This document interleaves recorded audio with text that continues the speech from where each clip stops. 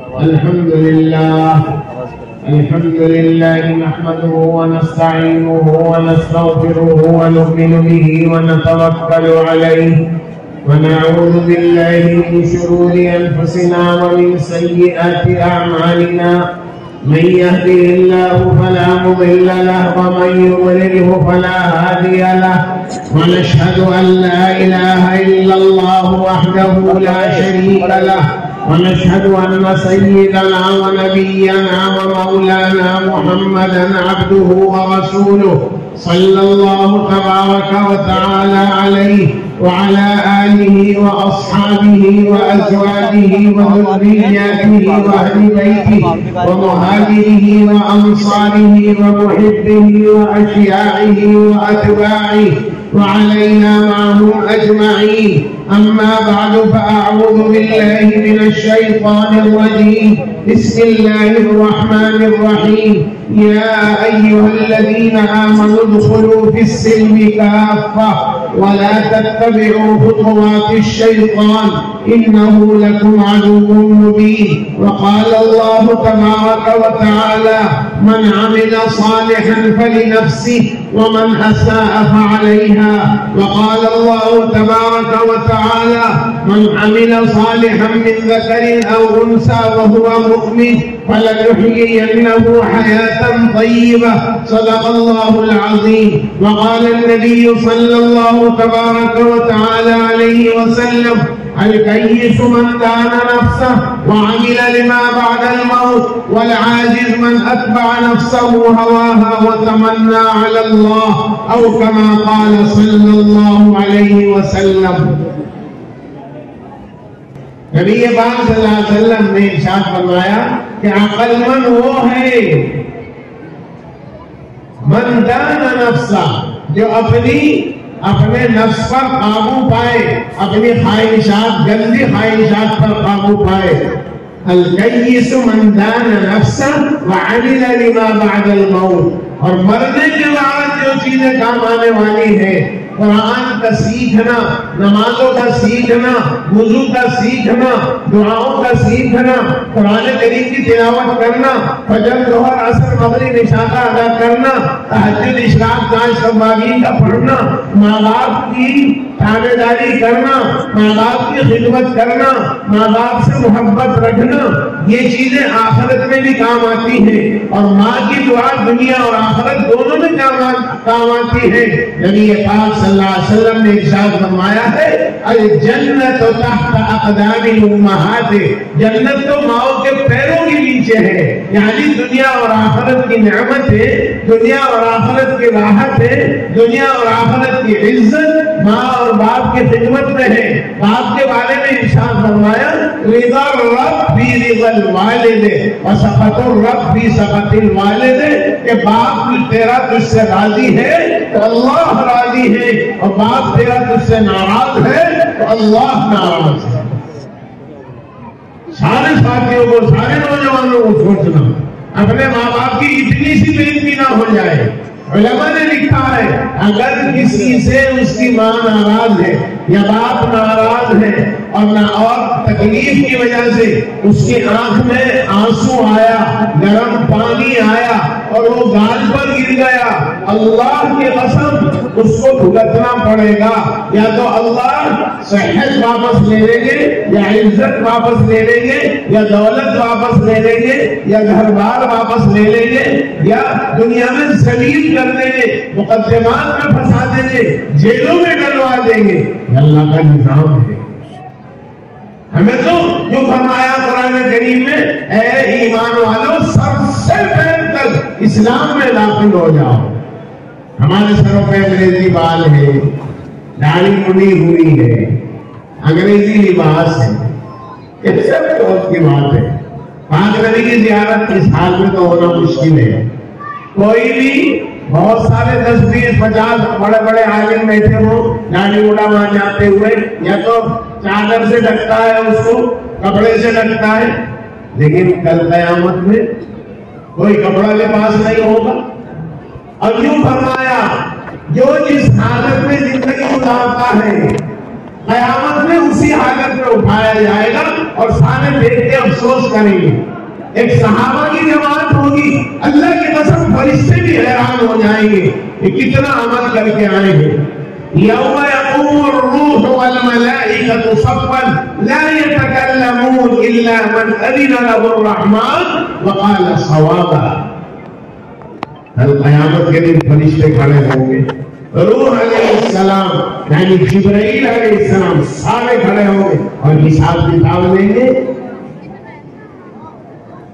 سامنے سے سب سے پہلے یہ جماعت آئے گی, آج نبی کی امت میں ہوگی, ستاروں کی طرح چہرے چمکتے ہوئے ہوں گے. فرشتے پوچھیں گے یہ کون لوگ ہیں؟ یہ حضرت پاک نبی کی امت ہی ہے.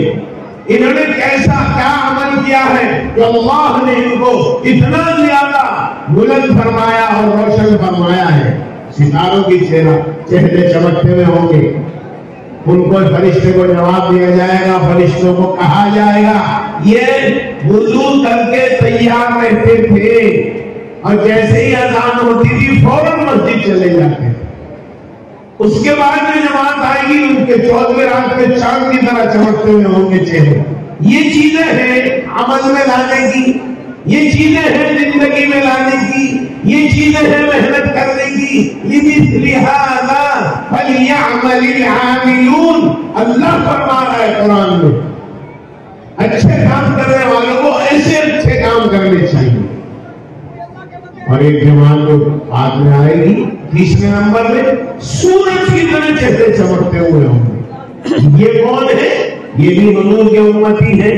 یہ وہ مبارک ہستیاں ہیں جو مسجد نبوی میں بیٹھ کر اماں جان حضرت عائشہ کا حجرہ بھی وہی ہے, حضرت پاک نبی کے قیام کا وہی ہے. مسجد نبوی میں بیٹھ کر سیدنا بلال حبشی رضی اللہ تعالیٰ عنہ کی اذان سنتے تھے. پہلے اذان آدھا گھنٹہ پہلے ہوتی تھی, پھر اذان اب ہماری غفلت کی وجہ سے 15 منٹ پہلے ہونے لگی. اور اگر مؤذن کو کوئی استنجا وغیرہ کا وضو کا معاملہ ہوا تو 10 منٹ پہلے ہوتی ہے. کیا ہمارے بھائی یہ نہیں کر سکتے کہ اذان سے پہلے بیٹھ جائیں آگے تاکہ قیامت میں چہرے ان کے بھی چمکتے ہوئے ہوں؟ کتنی ضروری چیز ہے. نبی پاک صلی اللہ علیہ وسلم روزانہ آگے کا سبق دیتے تھے. پاک نبی صلی اللہ علیہ وسلم کے دین کی آواز ہے. یہ ارشاد فرمایا بعد میں آنے والوں سے کہنا کہ تیاری کر کے آئے, خالی ہاتھ نہ آئے. 1,24,000 نبیوں کے سامنے مجھ کو رسوا اور شرمندہ لگتا ہے. حضور نے کہلوایا ہے آپ لوگوں کے پاس کہ قبر میں جانے سے پہلے قبر کی تیاری کرنا, چہرہ ٹھیک بنانا, سر کو ٹھیک بنانا, لباس صحیح پہننا, زبان کو اللہ کے ذکر سے تر رکھنا, آنکھ سے کسی نامحرم کو مت دیکھنا, کان سے کسی نامحرم کی آواز مت سننا. حضرت شیخ مولانا زکریا صاحب رب اللہ مرقدہ جنہوں نے فضائل اعمال لکھا ہے, ان کی صاحبزادی حضرت مولانا محمد یوسف صاحب کامل رحمۃ اللہ علیہ کی گھر والی ہماری خالہ. میں اس وقت قرآن شریف پڑھتا تھا. میں آیا گھر میں تو دیکھا خالہ 65-70 سال کی دونوں کانوں میں انگلیاں لیے بیٹھی. باہر سے گانے والے کی آواز آ رہی. جب وہ ختم ہو گئی آواز جب نکالی انگلی. میں نے کہا اماں کیا کر رہی؟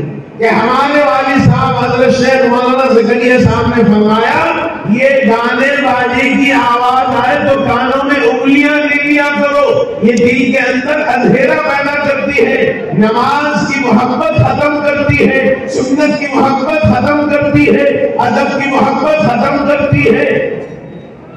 اور ہمارے نوجوان کیا کرتے ہیں؟ دونوں کانوں میں لیڈ لگا کر گانا سنتے. جتنے تم آج خاص اولاد والے بیٹھے ہو سمجھ لو نبی پاک صلی اللہ علیہ وسلم نے مدینہ پاک سے کہلوایا ہے الا کلکم راع و کلکم مسئول عن رعیتہ. خبردار جتنے اولاد والے ہو قیامت میں تم سے پوچھ ہوگی. صحیح تربیت کی، نماز سکھائی، کلمہ سکھایا، قرآن سکھایا، ادب سکھایا، صبر سکھایا، شکر سکھایا، وہ دین نہیں سیکھ رہے، کیا سکھایا؟ سب کے ہاتھ میں موبائل دے دی، کتنی خطرناک تھی، اللہ کے واسطے ایسا نہ، اس سے اپنی اولاد کو بچاؤ، جہنم کا ٹکٹ ہے، آنکھ کا زنا ہے اس کے اندر تصویر دیکھنا۔ شیخ زکریا رحمۃ اللہ علیہ کے یہاں مہمان آئے، آنا آئے ہوئے تھے مدینہ پاک سے، بمبئی سے مہمان آئے، اتنے سارے نوجوان باہر کھڑے کہ ان مہمان کے ساتھ ہمیں فوٹو کھنچوانا ہے، اور مہمان ہے کہ دلیپ کمار سایہ بانو آئے، اس قدر نوجوان۔ نانا سے کسی نے جا کے کہا باہر نوجوان کھڑے ہیں اور فوٹو اتارنا چاہتے ہیں، اللہ کی قسم ہچکیاں لگ گئی نانا کو کہ مدینہ پاک جانا مشکل ہے۔ نوجوانوں، حضور کی عظمت کا خیال کرو، فوٹو مت کھینچو، گانا مت سنو، گانا مت گاؤ، گالی مت دو، جھوٹ مت بولو، سود مت لو، غیبت مت کرو، بہتان مت باندھو، چوری نہ کرو، زنا نہ کرو، شراب نہ پیو۔ کیا فرمایا پاک نے؟ لا یزنی الزانی حین یزنی وہو مؤمن ولا یسرق السارق حین یسرق وہو مؤمن ولا یشرب الخمر حین یشرب وہو مؤمن۔ زنا کرنے والا جب زنا کرتا ہے ایمان اس سے نکل جاتا ہے، شراب پینے والا جب شراب پیتا ہے ایمان نکل جاتا ہے، چوری کرنے والا جب چوری کرتا ہے اس سے ایمان نکل جاتا ہے۔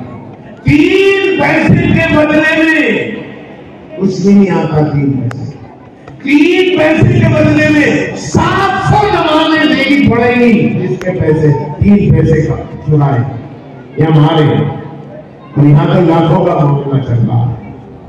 خدا کا واسطہ یوں فرمایا اگر کسی کی ایک والی زمین قبضہ لی، اس کا تو گلے میں ڈالا جائے گا، اس کو کھینچے کھینچے پھیرے گا، اور زیادہ اگر زمین اس کی ہڑپ لی تو اس زمینوں کے ساتوں زمینوں کے اندر اس کو دھساتا جائے گا۔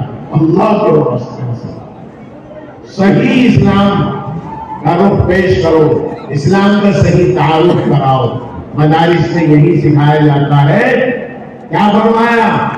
یا ایھا الذین آمنوا ادخلوا فی السلم کافہ، اے ایمان والو سر سے پیر تک اسلام میں داخل ہو جاؤ۔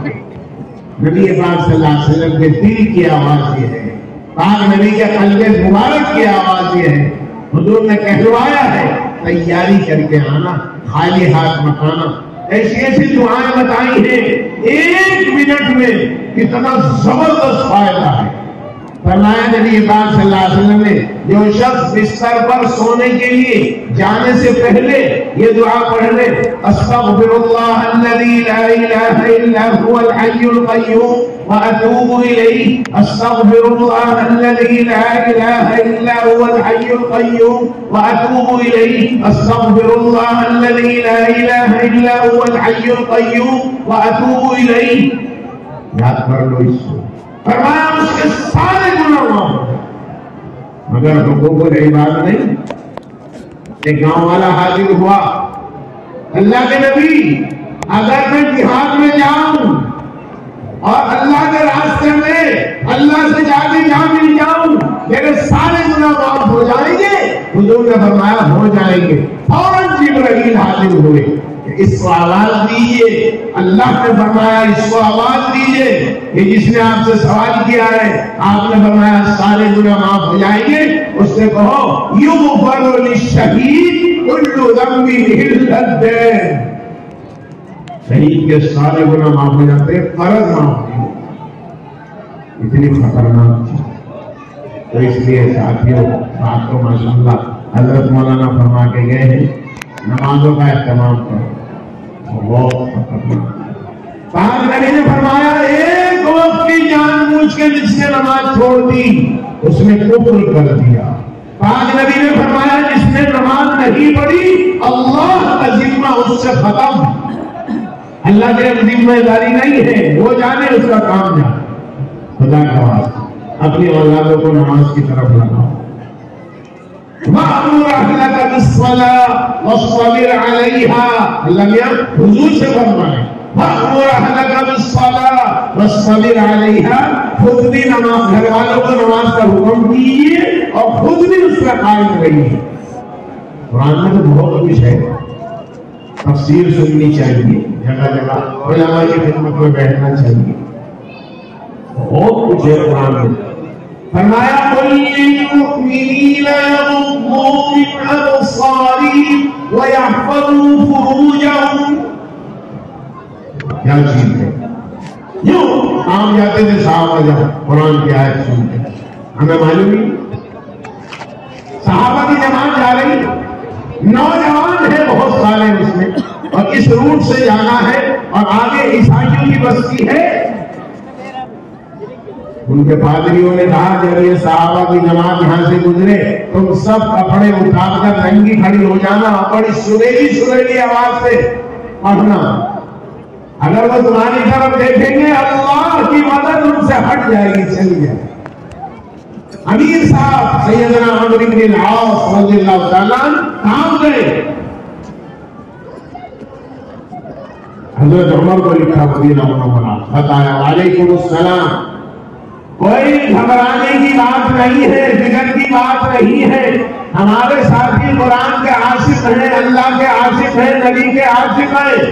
اگر ہم اپنے ساتھیوں کو ایمان میں کہہ نہیں سکتے اللہ کے عاشق ہیں، نبی کے عاشق ہو تو داڑھی کیوں کرو، داڑھی کیوں کم کرا. اگر نبی کے عاشق ہو تو انگریزی لباس کیوں پہنے، کافروں کا لباس کیوں پہنے. وہاں یہ چیز تھی، ہر چیز کا سب قلم تھا، کوئی بھی گندگی نہیں تھی، کوئی برائی نہیں تھی. دلوں کے اندر بغض، عداوت، حسد، کینہ کچھ نہیں تھا. ریا و سمعہ، کبر و تعلی کچھ نہیں. اب اسی راستے سے جانا، اور جب وہ بستی سامنے آ جائے 1 منٹ کے لیے ان کو روک کر یہ آیت شریفہ سنا دینا قُلْ لِلْمُؤْمِنِينَ يَغُضُّوا مِنْ أَبْصَارِهِمْ وَيَحْفَظُوا فُرُوجَهُمْ. کیا مطلب اس کا؟ اے نبی پاک صلی اللہ علیہ وسلم آپ ایمان والوں سے فرما دیجیے نگاہ نیچی رکھیں اور اپنی شرمگاہ کی حفاظت کریں. جب یہ سنایا تو ایسا جیسے بجلی کی سب نے گردن نیچے کر کے اور ایسے پورا گاؤں پار کر دیا. سب سے اخیر میں جو ساتھی صحابی تھے ان لڑکیوں نے پوچھا تم سارے کے سارے نابینا ہو، اندھے ہو؟ کہ نہیں اندھے نہیں ہے، سونگے ہیں. تو کیوں نہیں دیکھ رہے ہیں ہماری طرف؟ کہ اللہ نے منع کر دیا. کاش کہ میرے اور تیرے دل میں بھی یہ بات آ جائے کہ اللہ اور اس کے رسول نے منع کر دیا، خیال نہیں آنا چاہیے اس کام کے اوپر. کیا کہے اللہ کے ابھی ہاں آئی نہیں، اللہ کا کلام ہے ہمارے پاس، یہ سناؤ، سنایا. یہی کتنی ساری عیسائی لڑکی اسلام میں داخل ہو. ہم اسلام گھر میں پیدا ہوں گے اور ادھر چلے جا رہے. قرآن کہہ رہا فَأَيْنَ تَذْهَبُونَ، تم کہاں جا رہے ہو؟ اللہ کے واسطے، نبی کی عزت کا واسطہ ہے. دعائیں ہیں، مضمون دعائیں یاد کرو، اپنی اولاد کی فکر کرو، اپنے آپ کو سمجھاؤ، اپنی اولاد کو سمجھاؤ. اللہ پاک ہمیں کہنے سے زیادہ عمل کی توفیق عطا فرمائے. آخر دعوانا الحمدللہ.